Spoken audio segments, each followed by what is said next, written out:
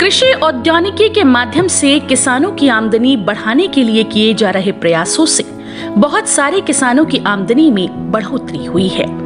उत्तर प्रदेश सरकार के उद्यान विभाग और नाबार्ड के सहयोग से बुंदेलखंड क्षेत्र के झांसी जिले में किसानों ने स्ट्रॉबेरी की खेती का सफल प्रयोग किया है।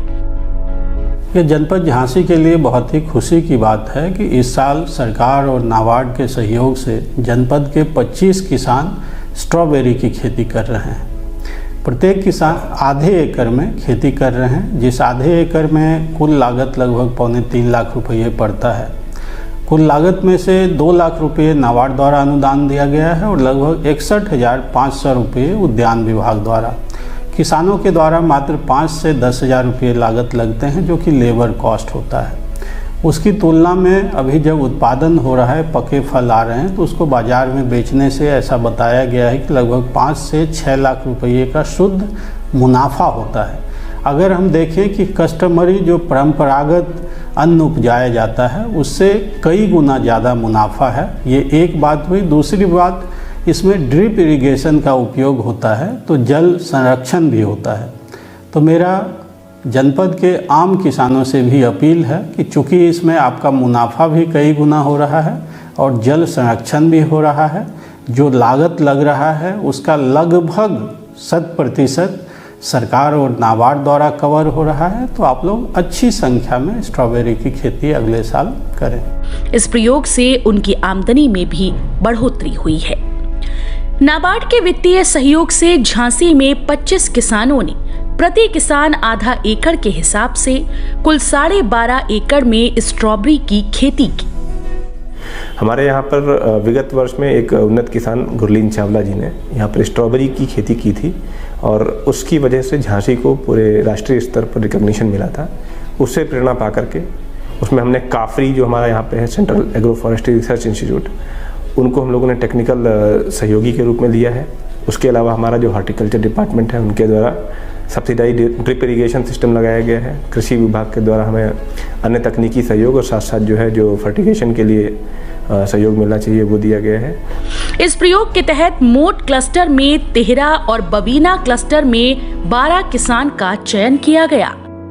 5 एजेंसियां एक साथ मिलके पहली बार किसान का खेत में परिवर्तित खेती करने के पक्ष में स्ट्रॉबेरी को दिखाया है और इस तरह का स्ट्रॉबेरी बुंदेलखंड में अभी मिलने लग गई है। जगह जगह पे मार्केट में भी अवेलेबल है और जो 25 किसान इस प्रोजेक्ट के द्वारा हम लोग प्रमोट कर रहे हैं, ये लोग काफ़ी उत्साह लेकर के इस क्रॉप को आगे बढ़ा रहे हैं और ये लोग खुश हैं। इनको आमदनी भी इसके द्वारा बढ़ रही है।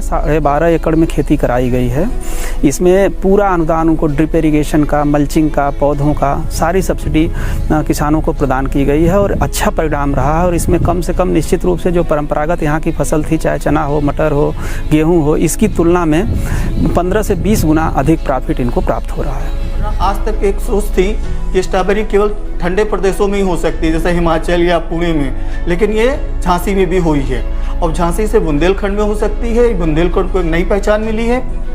इन चयनित किसानों के खेतों पर स्ट्रॉबेरी का रोपण कराया गया। नाबार्ड ने प्रति किसान 2 लाख रुपए के हिसाब से कुल 50 लाख रुपए का अनुदान किसानों को दिया।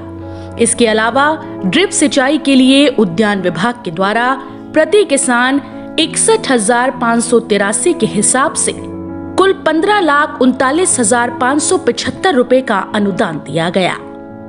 प्रति किसान आधा एकड़ में 5,000 पौधे लगे। एक पौधे से लगभग 1 किलो स्ट्रॉबेरी प्राप्त हुई और ये बाजार में 150 से 200 रुपए प्रति किलो की दर से बिक रही है। ताजी स्ट्रॉबेरी जो है रोजाना पर्याप्त हो रही है और यहाँ पैदावार भी ठीक है और बुंदेलखंड के लोगों को इससे फायदा भी है। जो है बाहर यहाँ लोकल में ठीक, क्वालिटी भी ठीक और रेट भी ठीक। प्रति किसान लागत राशि को घटाने के बाद लगभग 6 से 7 लाख रुपए का लाभ कमाने में सफल रहे। हमें जो गेहूं में पैदा होता था उससे करीब 20 से 25 गुना हम आगे हैं सर, और हमें लगता है कि शायद और भी इसमें आगे बढ़ाएंगे और लगनशील से मेहनत करेंगे, मजदूरी से भी अच्छा है सर।